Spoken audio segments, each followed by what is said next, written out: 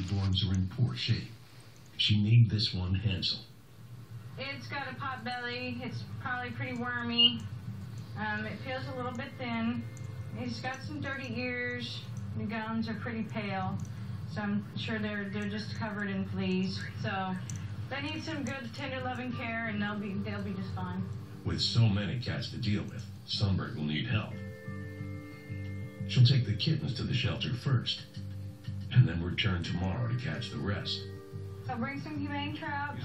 Just don't feed them in the morning. That way they're nice and hungry. When we put the food in the cage, they'll go in.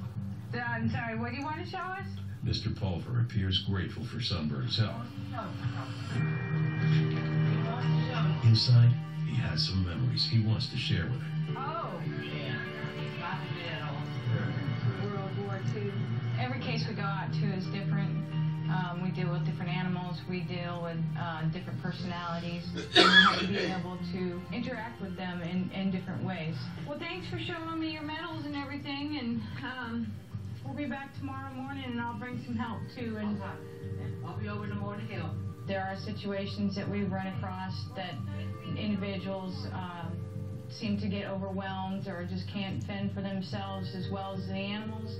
It's really rewarding to be able to help them out by relieving some of their burden and getting them into a better situation. 102 Ace.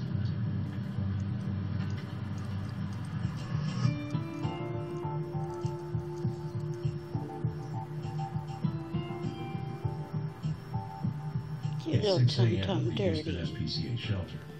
The barn team came early to check on the rescued horse, Zena. Even though she was weak when they left her yesterday, she seemed to have regained some strength. Videoing the bear.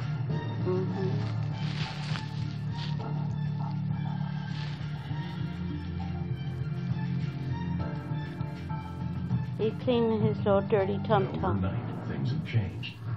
Zena's down again. We have to get her up quickly. We don't know how long she's been down at night.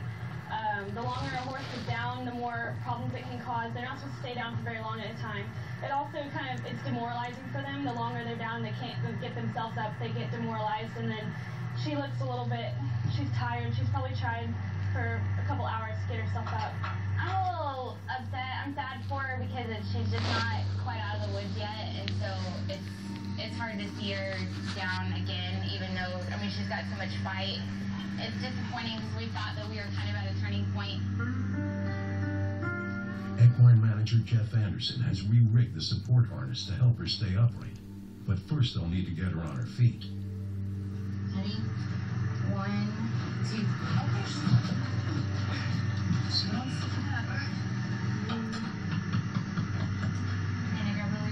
Okay.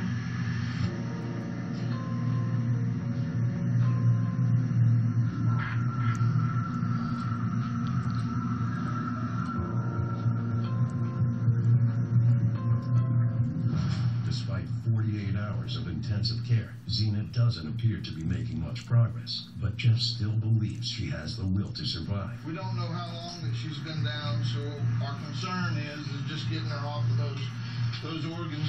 She's doing really well overall. Pretty much just believe that she's just got so much muscle loss from being so emaciated that it's just going to take time to build that overall strength back up. Yesterday we gave her a break on the fluids. She's still got a little bit of tint, so this morning we'll probably start her on some IVs, get some fluids going back in her.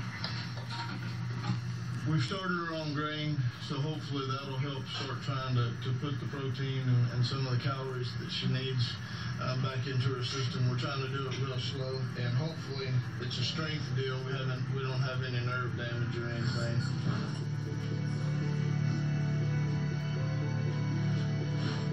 Exhausted and starving to death when she was rescued, this little horse has captured everyone's heart, and the team is determined not to give up on her. She made a good impact on all of us here. We're all really attached to her, so it's a little discouraging when you come in and still find her down after these couple of days, but today actually she was a little bit more willing for us to help her up. She was giving us a little bit more effort. She's just not strong enough to to, you know, pull herself up by herself. But she definitely has a will to live, that's for sure. Licky, licky, licky. Inside the shelter, Dr. Frank Schumann is about to evaluate the kittens brought in by investigator Sundberg. These are the kittens that were signed over. Okay. He had some ocular discharge and nasal discharge. So far, life for these 4 newborns has been tough. But from here on in, it's gonna get a whole lot better. They're bright and alert. They got fleas, fleas, and their eyes are, got some conjunctivitis, some nasal discharge.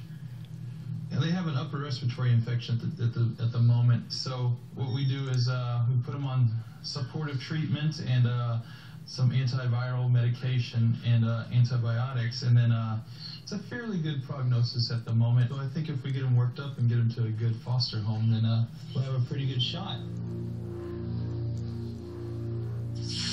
Watch your step, there's feces everywhere. 2 days ago, an alarming report led to a grim discovery at an owner's property, He takes long supposedly under the baths. care of a pet center. Does? Oh, I think he's all dirty again. How the dog died wasn't clear, and Deputy Constable Christine Kendrick wanted answers. Write me down your information, a name, a date of birth, a phone number I can reach you at, and the information on the woman that was staying here. Dr. Katie Vaucher has carried out a necropsy on the deceased dog, hoping to determine the cause of death. The dog's been dead for at least a few days. A lot of the tissues were just non-diagnostic. There's nothing that I could see on them that would tell me what the cause of death would be.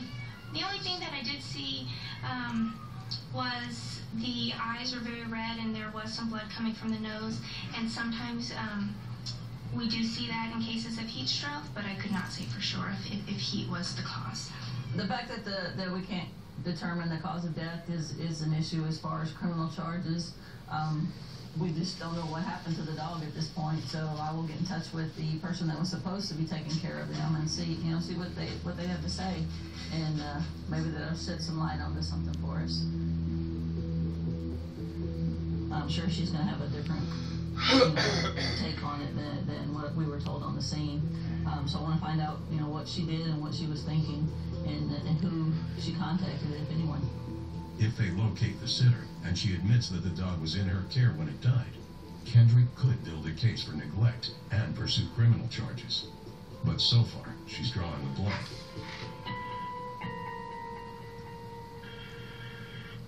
Okay. Apparently there's no voicemail or anything set up on her phone, so hopefully she'll not recognize the number, get curious and call me back, or I'll just keep trying at a later time and see if we can make contact with her. The case remains open, and Kendrick will have to remain patient.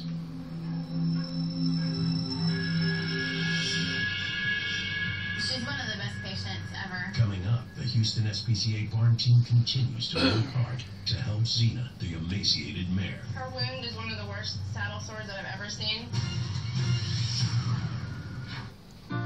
It's important to have a little taste.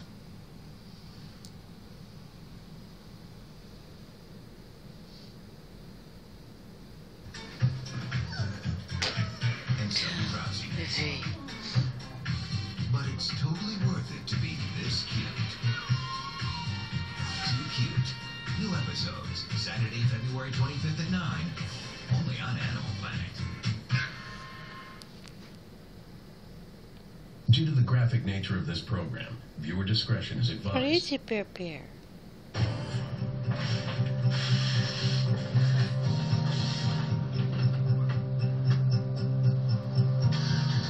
Investigator Shauna Sundberg is heading back to the World War II veterans' house, where his 4 kittens were given up yesterday. Today, she needs to capture the rest of the cats. Investigator Price and I are going to Jeez, my attempt to baby. capture all the cats at the property this morning and get them back to the shelter and get them looked at. He's an elderly man. It seems like he's been through quite a bit in his life, and it's